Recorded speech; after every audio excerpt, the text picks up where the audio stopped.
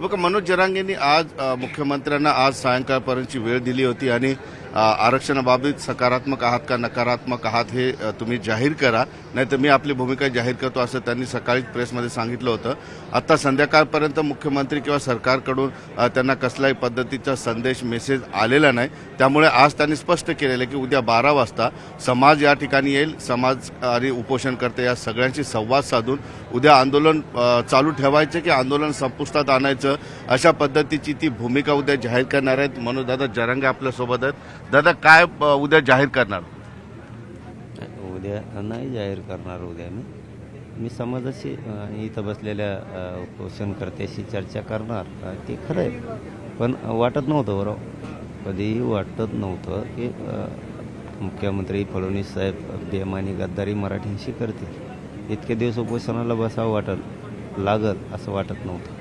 खरं सांगतो मी, कारण बसलो त्या दिवशीच वाटत होतं किंवा दुसऱ्या दिवशी आपल्या जेवढ्या मागण्या त्याची अंमलबजावणी होईल. गोरगरीब मराठ्यांशी नाही बेमानी करणार, ते गद्दारी नाही करणार असं वाटत होतं. पण चांगलं झालं की गोरगरीब मराठ्यांचे डोळे तरी उघडले की आपल्या लेकराच्या बाजूनं नाही वाटतं कोणी. यांच्या मनात खूप आकर्ष आहे, द्वेष आहे, सूडभावना आहे मराठ्यांच्या लेकराविषयी. हे गरिबांना बरं झालं माहीत झालं. कारण आज 5 दिवस झाले, 6 दिवस झाले तरी जर यांना इकडं लक्ष द्यायला वेळ नाही, म्हणजे त्याचा अर्थ तेवढाच. बाकी काही नाही की बरं झालं, दूध का दूध पाणी का पाणी झालं, आमचं कोणी नाही आणि उपोषण आम्हाला करायचं नव्हतं. आम्हाला फक्त उघडं पाडण्यासाठी करायचं होतं की दोषी कोण.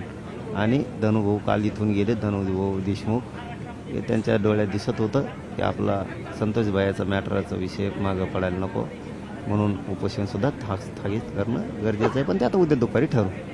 पण सरकारने तुमच्याशी काही संवाद नाही साधलेला या 5 दिवसाच्या काळात? नाही, मी परत तेच सांगतो की ही अपेक्षाच नव्हती की आम्हाला इतके दिवस बसावं लागेल म्हणून. कारण बसलोत की दुसऱ्याच दिवशी मार्ग निघल असं आम्हाला वाटत होतं. कारण बेमानी नाही करणार फडणवीस साहेब. मराठा समाजाची, गरिबाच्या लेकराच्या भावना जाणून घेते. पण हे शॉकिंग आहे आमच्यासाठी. खरं सांगतोय, हे मी पुन्हा तेच शब्द बोलतो की आमच्यासाठी शॉकिंग आहे की फडणवीस साहेबांनी आमच्याशी बेमानी केली. हे शॉकिंग आहे आमच्यासाठी. कारण उपोषणाला आम्हाला बसायचंच नव्हतं, तरी पण आम्ही बसलो. म्हणलं बसा, जाऊ द्या, नॉमिनल बसायला काय हरकत आहे, मग 1-2 दिवसाच्या आत निर्णय होऊन जाईल, अंमलबजावणी होईल. पण नाही झाली. पण मी म्हणलो होतो दादासाहेब की मराठा समाजाला कळणं लय गरजेचं. मराठा समाज मला हमेशा म्हणतो मी बोलतो फडणवीसला. आता का बोलतो? माझ्या समाजाच्या काळीजच कापून न्यायचं म्हणलं, काळजावर घाव घालायचं म्हणलं तर बोलतो ना मी. आता वाटत नव्हतं गद्दारी होईल, अंमलबजावणी होत्या म्हणून झाली. आता पण मी शब्द दिला मी बोलणार नाही काही या आंदोलनात बिन आंदोलन होऊच. तर तुम्ही म्हणता की आता इथून पुढे आंदोलनं झकपक होतील, शक्यतो तुम्ही उपोषण टाळणार आहात? हो, आता टाळणार आहे. पावणे 2 वर्ष झालं भाऊ, इमानदारीनं चालू आहे. प्रामाणिकपणा माझ्या समाजाच्या पायावर ठेवलेला आहे मी माझा, आणि माझा जीवसुद्धा माझ्या समाजाच्या पायावर ठेवलेला आहे पठ्ठ्यानी. मला काही सहन होतं, बेमानी सहन नाही होत. आणि फडणवीसांनी गद्दारी बेमानी फडणवीस साहेबांनी करायला नको. मी बोलणार नाही त्यांना, कारण मी शब्द दिलेला पक्का आहे, मराठ्याला शब्द दिलेला आहे मी बोलणार नाही म्हणून. यांना काहीच आंदोलन झाल्यावर सोडणार नाही हो, कारण मी मराठ्यांपुढं उघडं पडणं लय गरजेचं होतं. खरा दोषी कोण, मराठ्याचा मारेकरी कोण आहे भविष्याचा, हे समाजाला कळणं का. आता मराठ्यांचे डोळे उघडले असतील ना, बघा मायबाप मराठ्यांना बघा. वाटत नव्हतं की आपल्याशी बेमानी होईल, झाली. नाही दिलं 5 दिवस उपोषण करायची गरज नव्हती. सगळ्या मागण्याची अंमलबजावणी झाली असती, पण नाही झाली. याचा अर्थ समजून घ्या, आपला शत्रू कोण आहे. आपल्या लेकरा बाळावर कोण टपलं रे, सोन्यासारख्या लेकराचं मराठीचं वाटोळं करायला कोण निघालं. उघडा डोळे आता तरी उघडा. उपोषण हे माझ्यासाठी महत्त्वाचं नव्हतं, पण दोषी कोण आहे हे समाजासमोर उघडं पडणं गरजेचं होतं. मी की फडणवीस साहेब किंवा सरकार. मी आणखीन बोललो नाही, त्यांना वाईट बोलणार नाही. आंदोलन संपल्याच्या नंतर बोलून म्हणलेलं आहे. त्या टायमाला मनोज जरांगे ओरिजिनल पिल्लो आहे, ओरिजिनल. बेमानी करणारा सोडितच नसतं, ओरिजिनल पिल्लो आहे. मराठ्यावर अन्याय करणारा सोडितच नसतं. पुढं बघा तुम्ही काय होत आहे. कोर्टात अडकलेल्या आंदोलनाची सुनावणी पुन्हा सुरू करणार हे सुद्धा आता निश्चित झालं. कोणची?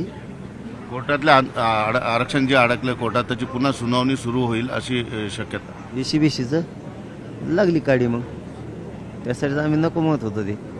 जेवढ्या पोरांनी भरले ते जर रद्द झालं, ज्या पोरांनी ECBCतून घेतलं झालं, लावली काडी यांनी त्या पोरायची, झाले आयुष्याचं राख रांगोळी, EWS घालून बसले. मी आता काही बोलत नाही. मला एकदा याच्यातून मी म्हणलो होतो ना 25चं आंदोलन होईपर्यंत मी काय बोलणार. आणि एकदा जर मागं लागलो ना, फडणवीस साहेब आनंदावर इरजण टाकू शकतो, मनोज जरांगे तुमच्या आनंदावर इरजण टाकू शकतो. तुम्ही बोलताय संतोष देशमुख प्रकरणामध्ये सुद्धा जास्त लक्ष घालायला हवंय. लोकांचे इथलं की आंदोलन का न्याय असा काही समारंभ झाला. मला आता दुपारून थोडं थोडं कळायला लागले, थोडं थोडं. सकाळी धनु बोस बसले होते इथं देशमुख सकाळीच ना, म्हणजे आठवायला मला थोडंसं जड जातं एकदा फ्रेश होईपर्यंत. त्यांच्या डोळ्यात असं दिसत होतं की देशमुखांचा, संतोष देशमुखांचा विषय मागं पडून. त्याच्यामुळे 4-5 दिवस केले. तिकडं लक्ष देणं गरजेचं आहे.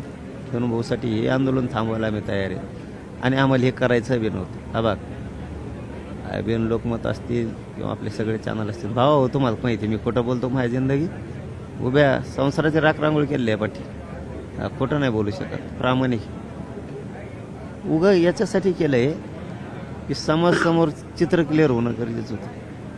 दूध का दूध पाणी का पाणी होणं गरजेचं होतं. कोण मारेकरी बा मराठ्याच्या आरक्षणाचं? कोण आहे? मी का बोलतो, का नाही बोलत? आता ह्या 2-3 महिन्यात एक शब्द बोललो का फडणवीस साहेबाला? आत्ता उद्या नाही बोलणार, पण ज्या दिवशी बोलायला चालू करेल त्याच्यासाठी ताळासुद्धा काय राहणार. आता दूध का दूध पाणी पाणी झालं. आता तर डोळे उघडायच पाहिजे मराठीने. आता महा काय दोष? मी उपोषणाला बसलो, जीव जाळतो, सगळं टांगणे लटकलं माझं आयुष्य. लेकरा बाळाचं बी टांगणेला आमचं आयुष्य लटकलं. तरी समाजासाठी मरायला भेट नाही. आता तरी समाज शहाणा झाला पाहिजे. कोणासाठी आहे माझं?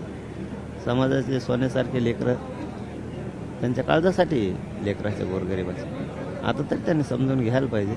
आता कुणी नाही आपलं दुनियात असं म्हणायला पाहिजे. मराठी नाही कुणी आपलं, विरोधी नाही, सत्ताधारी नाही, कुणी नाही आपलं. नसता फडणवीसांना आव्हान केल्याप्रमाणे फडणवीस साहेबांनी सांगितलं असतं 2 शब्दात, 1 वाक्यात विषय होता फक्त की तुमच्या मागण्या जे आहेत आमच्या त्याची अंमलबजावणी करतो, नाही तर नाही करी, संपला विषय. आम्ही उठून जाणार होतो.